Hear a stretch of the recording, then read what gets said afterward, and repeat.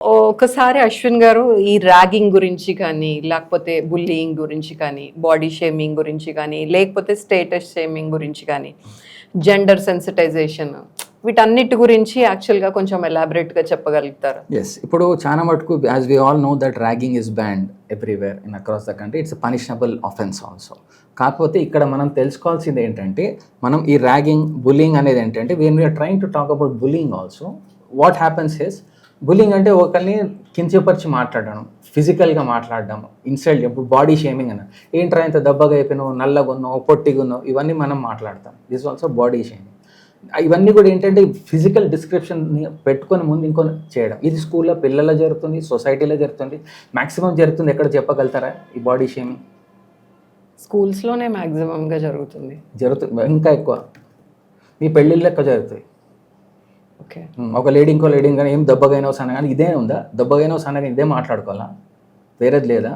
ఇంకోటి ఏంటి, ఇప్పుడు స్టేటస్ షేమింగ్ అన్నారు. ఇన్ని నగలు వేసుకుంటే ఒక లెవెల్, ఇదర్ ఐఫోన్ ఉంటే ఒక level. Is that not a status shaming? Are you not shaming somebody just because somebody is fat or black or somebody comes from whatever this thing? మీరు ఎట్లా మాట్లాడుతున్నారు అనేది. అందుకే మన జాగ్రత్త, మన పిల్లలకి నేర్పియాల్సింది అది. జెండర్ సెన్సిటైజేషన్ మంచి టాపిక్ అడిగారు. మన పేరెంట్స్ జనరేషన్ వాళ్ళు అడిగితే ఇద్దరు సీనియర్స్ కలుసుకున్నారు అనుకోండి, వాళ్ళు ఎలా మాట్లాడతారు? ఇద్దరు ఏం బాబు చాలా రోజులు ఎటు సంగతి, ఎంతమంది పిల్లలు? అప్పుడు స్టాండర్డ్ ఆన్సర్ ఎట్లుంటుండే, 1 + 1 మైనస్. ప్లస్ మైనస్ అంటే ఏంటి? ప్లస్ అంటే అబ్బాయి, మైనస్ అంటే girl. Is that the way you speak? అంటే అక్కడే తెలిసిపోయింది కదా జెండర్ డిస్క్రిమినేషన్.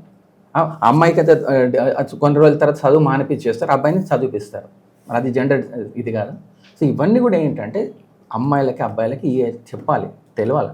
జెండర్ సెన్సిటైజేషన్ అనేది ప్రతి ఫ్యామిలీ నుంచి స్టార్ట్ అవ్వాలి, ఎవ్రీ ఫ్యామిలీలో స్టార్ట్ అవ్వాలి. అందరికీ తెలవాలి ఇది ఏంటి.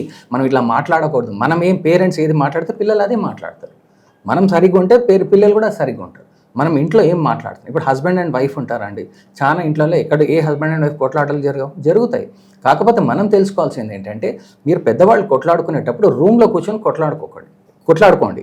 బయటకు వచ్చిందా మీ పిల్లల ముందు మాత్రం మీరు డిగ్నిఫైడ్గా రెస్పెక్ట్ చేయాలి. అప్పుడే మనం ఈ సోషల్ ఫ్యామిలీ అనేది కాపాడుకోగలుగుతాం. ఇద్దరు ఇండివిజువల్స్, స్ట్రాంగ్ ఇండివిజువల్స్ ఉంటారు, హస్బెండ్ అండ్ వైఫ్.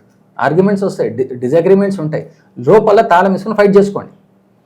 బట్ బయట పిల్లల ముందు మాత్రం husband should respect the wife, wife should respect the husband. Most important thing in marriage ఏంటండి?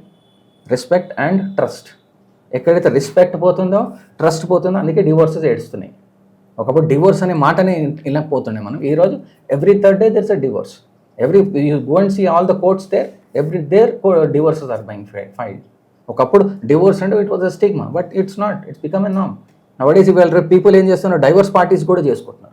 పెళ్లి పార్టీస్ వేరే, డైవర్స్ పార్టీలు కూడా చేసుకుంటున్నారు. అది మరి ఇవన్నీ జరుగుతున్నాయి. సో ఇవన్నీ ఏంటంటే ఇట్స్ అ సోషల్ ఇష్యూ.